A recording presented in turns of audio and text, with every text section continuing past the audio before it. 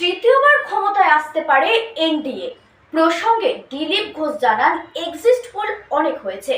এ নিয়ে কোনো সন্দেহ ছিল না যে প্রধানমন্ত্রী নরেন্দ্র মোদী হবে, কিন্তু সিট কত হবে সেটা নিয়ে চলছিল বিতর্ক। চলবে 4 তারিখ পর্যন্ত।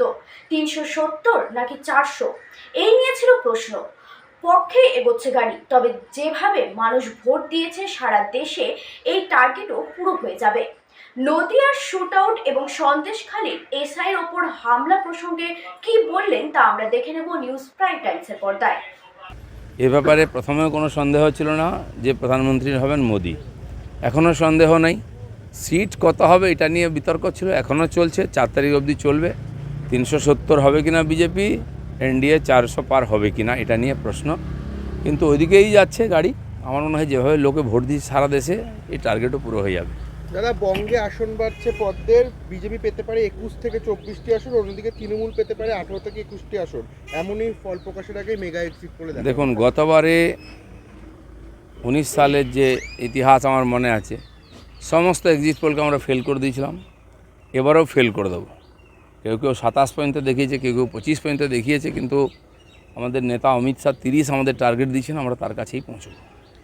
দাদা, অন্য প্রশ্ন, নদিয়ায় শুট আউট, নদিয়ার কালীগঞ্জে নিহত বিজেপি সমর্থক, তৃণমূলের বিরুদ্ধে অভিযোগ করা হলো, অভিযোগ মানতে নারাজ তৃণমূল।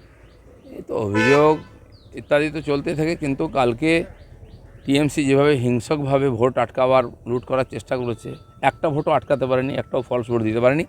কিন্তু ওদের যে হতাশা সেটা কালকে তাদের ব্যবহারে ফুটে উঠেছে। কারণ উপর থেকে হারতে হারতে এসেছিলো, ভেবেছিল কলকাতা আশপাশটা বাঁচাবে। এটাও সম্ভব নয়। মানুষ যেভাবে গিয়ে পিসফুলি ভোট দিয়েছেন, এটা জানে ওরা ওদের এগেনস্টে যাচ্ছে, সেখানে শেষ যে গড় আছে কলকাতা আশপাশ, সেটা ওদের হাত থেকে চলে যাবে। ভোটের পরে আবারও অশান্তি সন্দেশকারীতে মাথা পাতল একজন এসআইয়ের। বিজেপি এবং আইএসএফ কর্মীদের ঝামেলা সরাতে গেলে তাকে আক্রান্ত হতে হয়। ওখানকার সকাল থেকে ওরা উৎপাত করেছে। যে ভোটটা লুট করে ওখানে জিততো ওরা, সেটা করার চেষ্টা করেছে, কিন্তু পারেনি। ওই মহিলারা যারা 6 মাস ধরে আন্দোলন করছেন, তারা যেভাবে প্রতিরোধ করেছেন, এগিয়ে এসে লড়াই করেছেন, পুলিশকেও মাথা নত করতে হচ্ছে, হাত জোড় করতে হয়েছে। এর ফলে তো ওখানকার লোক ভোট দিতে পেরেছে, এবং এই ভোটটা যে পড়েছে, টিএমসি চিন্তায় আছে। দাদা, কাশীপুর বেলেঘাটা থেকে সন্তোষ মিত্র স্কোয়ার তাপসকে ঘিরে বিক্ষোভ, ধাক্কাধাক্কি, অশোকনগরে বিজেপি প্রার্থীকে তারা তৃণমূল।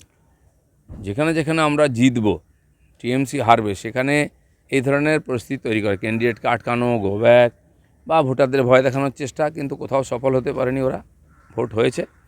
এই হতাশাটা আর যে প্রকাশ হয়ে যাচ্ছে, তার মানে ওরা হারছে।